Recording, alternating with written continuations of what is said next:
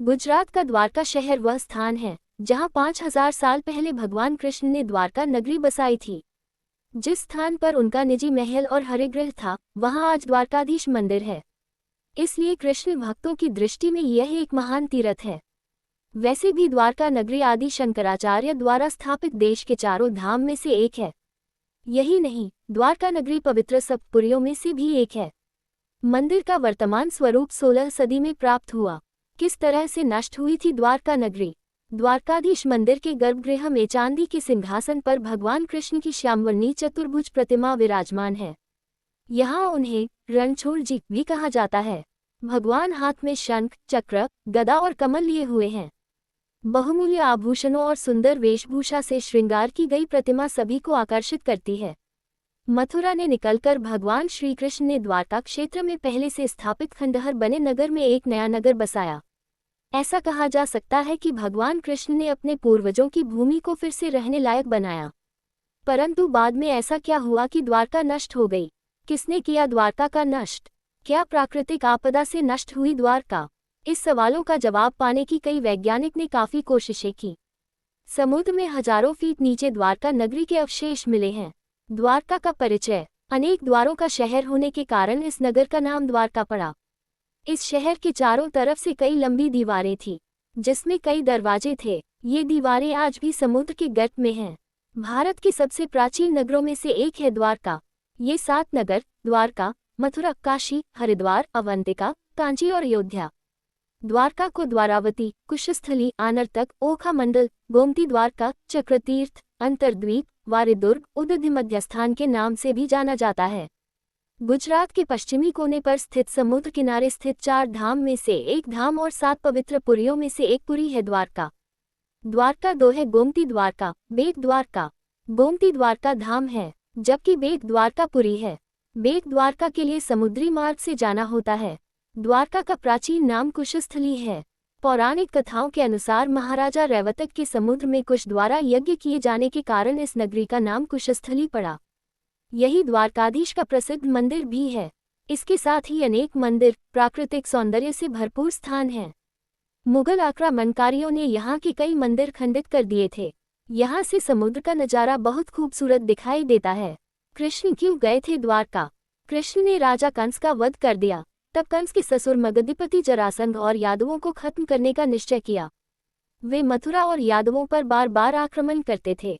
उनके मित्रों में कई मलेच्छ और यवनी शामिल थे। इसलिए यादवों की सुरक्षा को ध्यान में रखते हुए कृष्ण ने मथुरा छोड़ने का निर्णय लिया। विंता के पुत्र गरुड़ की सलाह और ककुदमी के आमंत्रण पर कृष्ण कुशस्थली आ गए। वर्तमान द्वारका नगर कुशस्थली के स्वरूप में पहले से ही विद्यमान थी।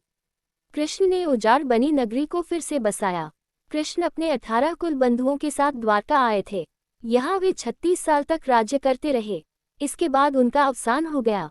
द्वारका समुद्र में डूब गई और यादव कुल नष्ट हो गया। इसके बाद कृष्ण के प्रपौत्र वज्रनाभ द्वारका के यदुवंश के अंतिम शासक थे, जो यादवों के अंतिम युद्ध में जीवित रह गए। द्वारका के समुद्र में डूब जाने के बाद अर्जुन द्वारका गए और वज्र तथा अन्य जीवित यादव महिलाओं को हस्तिनापुर लेकर आए।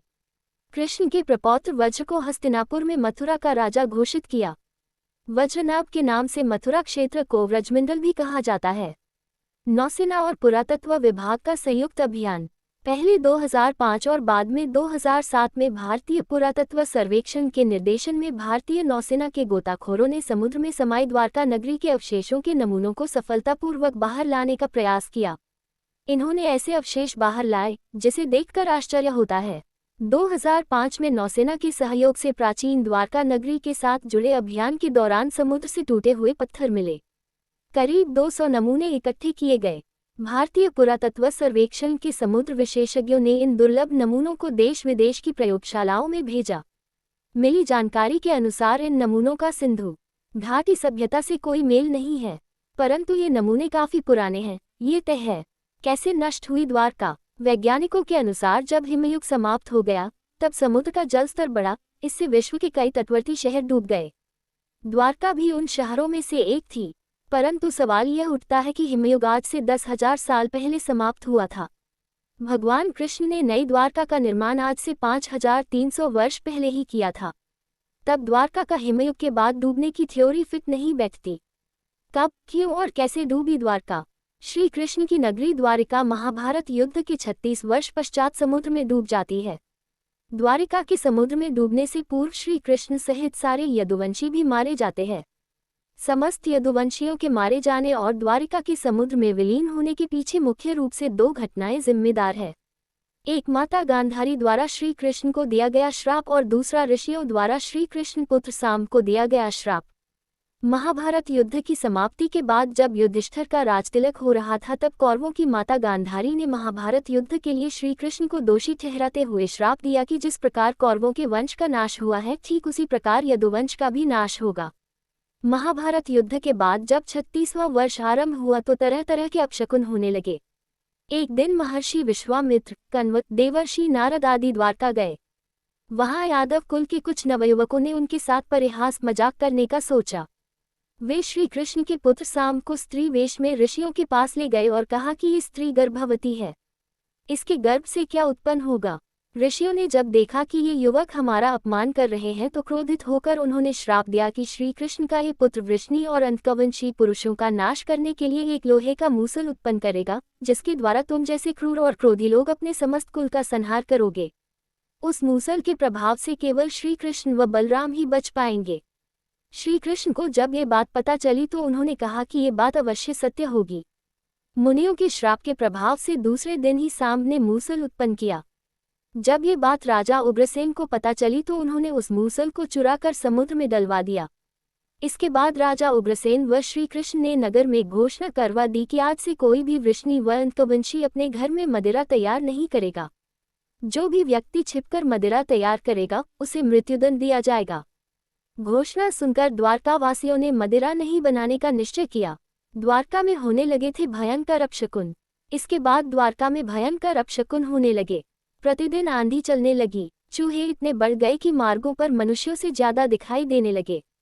वे रात में सोए हुए मनुष्यों के बाल और नाखून कुतरकर खा जाया करते थे।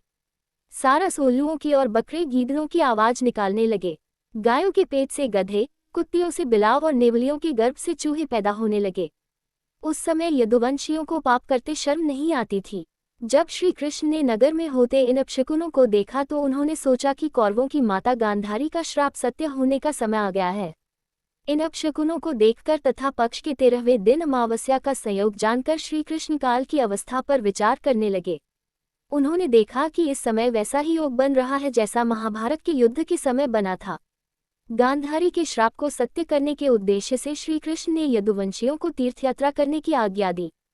श्री कृष्ण की आज्ञा से सभी राजवंशी समुद्र के तट पर प्रभास तीर्थ आकर निवास करने लगे। प्रभास तीर्थ में रहते हुए एक दिन जब अंधक व वृष्णि वंशी आपस में बात कर रहे थे तभी सात्यकी ने आवेश में आकर कृतवर्मा का उपहास और अनादर कर दिया। कृतवर्मा ने भी कुछ ऐसे शब्द कहे कि सात्यकी को क्रोध आ गया और उसने कृतवर्मा का वध कर दिया। ये देख अंतकवंशियों ने सात्यकी को घेर लिया और हमला कर दिया। सात्यकी को अकेला देख श्री कृष्ण के पुत्र प्रद्युम्न उसे बचाने दौड़े।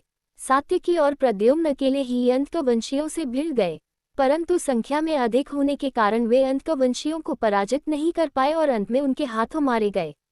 अपने पुत्र और सात्यकी की मृत्यु से क्रोधित होकर श्री कृष्ण ने एक मुट्ठी का घास उखाड़ ली। हाथ में आते ही वह घास वज्र के समान भयंकर लोहे का मूसल बन गई। उस मूसल से श्री कृष्ण सभी का वध करने लगे। जो कोई भी वह घास उखाड़ता वह भयंकर मूसल में बदल जाती। ऐसा ऋषियों के श्राप के कारण हुआ था।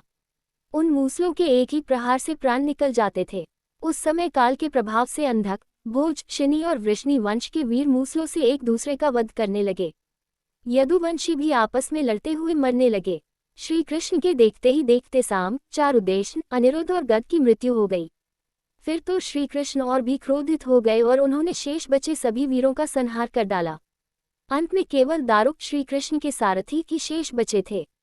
श्री कृष्ण ने दारुक से कहा कि तुम तुरंत हस्तिनापुर जाओ और अर्जुन को पूरी घटना बताकर द्वारका ले आओ। दारुक ने ऐसा ही किया। इसके बाद श्री कृष्ण बलराम को उसी स्थान पर रहने का कहकर द्वारका लौट आए। द्वारका आकर श्री कृष्ण ने पूरी घटना अपने पिता वसुदेव जी को बता दी। यदुवंशियों के संहार की बात जानकर उन्हें भी बहुत दुख हुआ। श्री कृष्ण ने वसुदेव जी से कहा कि आप अर्जुन के आने तक स्त्रियों की रक्षा करें। इस समय बलराम जी वन में मेरी प्रतीक्षा कर रहे हैं, मैं उनसे मिलने जा रहा हूँ। जब श्री कृष्ण ने नगर में स्त्रियों का विलाप सुना तो उन्हें सांत्वना देते हुए कहा कि शीघ्र ही अर्जुन द्वारका आने वाले हैं, वे ही तुम्हारी रक्षा करेंगे। ये कहकर श्री कृष्ण बलराम से मिलने चल पड़े। वन में जाकर श्री कृष्ण ने देखा कि बलराम जी समाधि में लीन हैं। देखते ही देखते उनके मुख से सफेद रंग का बहुत बड़ा सांप निकला और समुद्र की ओर चला गया। उस सांप के हजारों मस्तक थे। समुद्र ने स्वयं प्रकट होकर भगवान शेषनाग का स्वागत किया। बलराम जी द्वारा देह त्यागने के बाद श्री कृष्ण उस सूने वन में विचार करते हुए घूमने लगे। घूमते घूमते वे एक स्थान पर बैठ गए और गांधारी द्वारा दिए गए श्राप के बारे में विचार करने लगे। देह त्यागने की इच्छा से श्री कृष्ण ने अपनी इंद्रियों का संयमित किया और महायोग समाधि की अवस्था में पृथ्वी पर लेट गए। जिस समय भगवान श्री कृष्ण समाधि में लीन थे, उसी समय जरा नाम का एक शिकारी हिरणों का शिकार करने के उद्देश्य से वहां आ गया। उसने हिरण समझकर दूर से ही श्री कृष्ण पर बाण चला दिया।